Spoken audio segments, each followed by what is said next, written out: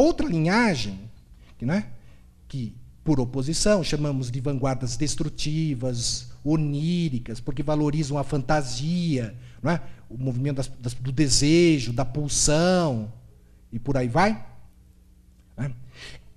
E esses artistas também acreditaram na possibilidade de embaralhar arte e vida. Não no sentido da produção industrial de mercadorias, né? Mas no sentido de, justamente, fazer a crítica ao desenvolvimento já em curso da racionalidade técnica e instrumental, dessa racionalidade científica. Isso lá nos anos 10. Né? Porque se percebia, inclusive, após a Primeira Guerra Mundial, né, que foi cruenta, sangrenta, haja vista, né, a guerra, os conflitos nas trincheiras, né, muitos artistas morreram nessa Primeira Guerra Mundial, se percebia que o desenvolvimento técnico-científico poderia levar não à emancipação, mas à morte, em grande escala, como este aparato bélico já demonstrava, já indiciava na Primeira Guerra Mundial. Né? E isso só veio a se acrescentar, né, a se intensificar, claro, né, na Segunda Guerra Mundial, né, na racionalidade, né, do mal, da morte, como mostra na arte e outro, nos campos de extermínio. Então, desde o início do século XX, né, há alguns artistas fazendo a crítica da aposta incondicional, né, no modo de produção capitalista, na racionalidade técnico-instrumental, né, defendiam, né, procuravam dar direito, né, a valorizar a fantasia, o inconsciente, a pulsão, né? Você talvez já deve ter ouvido falar nos ready-made do Marcel Duchamp, né, como aquele banquinho com a roda de bicicleta, que virou um ícone aí do século XX. Né? Evidentemente, ele nega o mundo da produção, né, da produtividade, da performance, do desempenho. Né, quer dizer, são inutensílios, né, são engenharias gaiatas, máquinas irônicas, vamos dizer assim, né? Mas aqui nós também temos o mesmo intento de estetizar a vida, não pelo viés, repito, do investimento, né, no mundo da produção, pela via do design, mas fazendo de si arte. Né? É o que eu chamei dessa tradição que vem do Dante, né, ao dadaísmo, fazer de si, do corpo, da vida, obra de arte. Né? Como se a cada gesto no mundo, né, o homem se burilasse, se lapidasse. Né? O modo, né, de andar, né, o usufruto, o uso e gozo dos prazeres, né? Quer dizer, tudo, o conjunto, o modus vivendi, o modo de vida. Fazer do modus vivendi, do modo de vida, arte. Né? Esta linhagem das vanguardas apostou nisto. Então, embora haja, portanto, uma dialética interna na modernidade, um polo positivo e negativo em relação ao desenvolvimento do capitalismo moderno, vamos ficar agora no Ocidente, né, por essas duas vias, buscou-se fazer, né, da vida arte, estetizar o mundo, estetizar a realidade.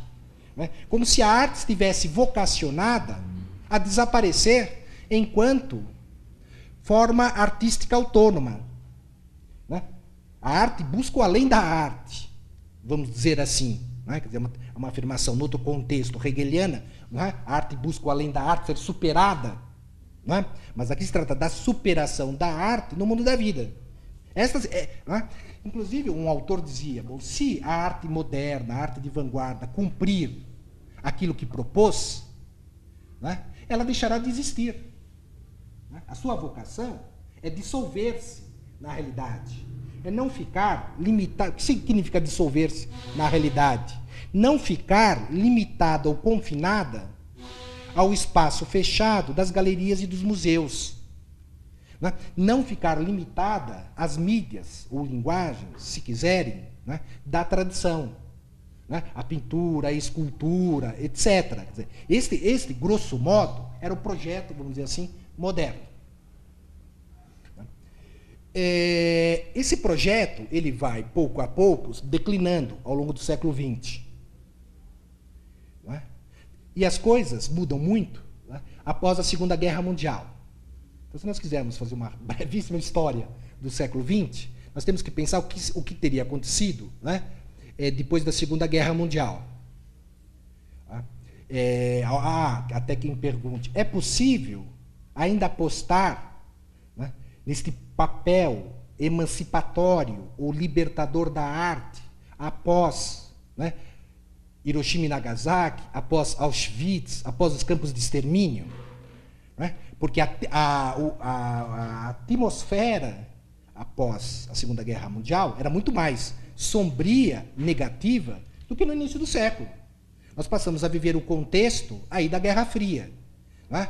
O contexto da Guerra Fria e da corrida armamentista. Né? Um autor que eu não sei se você leu, nós líamos, que é o Otávio Paz, né? Inclusive tem um livro sobre relações internacionais, chama-se Tempo Nublado, para caracterizar os rumos da política internacional após a Segunda Guerra Mundial. Tempo nublado. Né? Se no início do século, né, até a Primeira Guerra Mundial, né, nós ainda tínhamos uma espécie de céu de brigadeiro, né, após a Segunda Guerra Mundial, né, o futuro deixou de ser o reino da esperança e passou a ser ameaçador. Né? De todo modo, nós ainda tivemos aí uma arte moderna, denominada arte moderna e de vanguarda. Né? É claro que, não estou descendo em detalhes aqui, mas esta arte moderna do século XX, ela é inseparável de uma dada concepção de temporalidade. Né? A ideia de um tempo homogêneo, uniforme, cumulativo, vazio, a ideia de progresso. Né? A ideia de progresso, né? Que hoje também precisa colocar em questão. Né? Mas a concepção de temporalidade que vigorou ao longo do século XX, pelo menos até a Segunda Guerra Mundial, né? É a de que há progresso. Inclusive, esse que é o problema. Há progresso em arte. Como se a esfera, né? Como se a esfera da arte tivesse sido colonizada pela esfera da técnica e da ciência. Porque nós podemos falar em progresso científico. Né? Mas e a noção de progresso em arte? Ela é sustentável? É legítimo? Né? Daí esta corrida que foi a produção artística. Né? Como se nós estivéssemos numa corrida, de uma maratona, em que cada artista de vanguarda, né, fizesse a sua contribuição, né, corresse seus 400 metros e passasse o bastão para outro, né, que levaria à frente. Né? E ao final nós teríamos, né, uma utopia. Né? Nós realizaríamos, tornaríamos real, vamos dizer assim, né, aquilo que seria apenas vislumbrado, né, na imanência da forma artística. Né? Essa noção deixa de existir à medida que o futuro, a partir, sobretudo, da Segunda Guerra Mundial, né, à medida que o futuro acenava com a morte e com a destruição. De todo modo, nós ainda temos, de 45 a 70, né, a ideia da vanguarda, né, e a ideia da arte moderna associada à noção de vanguarda. Só que há um deslocamento muito interessante, que é o deslocamento, né, do centro de difusão cultural, né, da Europa para os Estados Unidos. Né? Então, a partir de 45, vamos dizer assim, todas as atenções, inclusive porque a Europa está em reconstrução, o olhar e as atenções se voltam para os Estados Unidos. Né? Quem dá as cartas agora não é mais Paris ou Berlim, mas Nova York. Né? Então, nós temos lá ainda artistas, né, inclusive os Estados Unidos, nesse momento, buscavam ansiosamente uma arte moderna, de vanguarda, que estivesse up-to-date, né, na linha de frente, autóctone, quer dizer, propriamente norte-americana. Né? E tá aí inclusive no Brasil, acho que na segunda Bienal, em 53, já desceu aqui, nos trópicos, né, na periferia do capitalismo, né, os quadros do Pollock, né, dos norte-americanos, da pop art, logo na sequência. Mas percebam aqui, né, eu tinha trazido até imagens, mas não é o caso agora de mostrar, mas talvez vocês já tenham visto, né, imagens da pop art, né, do Andy Warhol, da Marilyn Monroe, né, são imagens ícones pop. Né. Bom, o problema aqui é que, por um lado, nós ainda estamos no campo das vanguardas, porque há experimentação formal, a inovação do ponto de vista da técnica né, e da forma artística.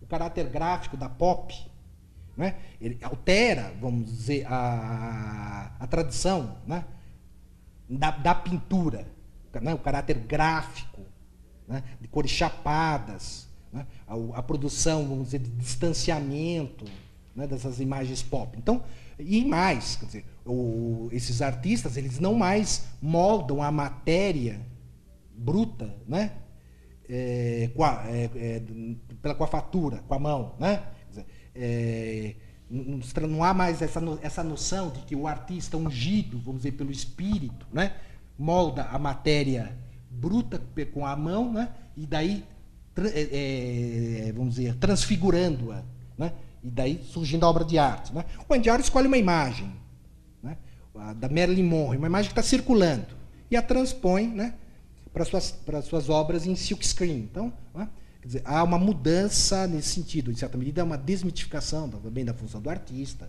uma dessacralização da obra. Mas o que interessa aqui é dizer que, segundo certa tradição crítica, né, de viés frankfurtiano, né, segundo certa tradição crítica, a arte pop, né, ela né, teria se limitado a fazer o elogio da realidade existente.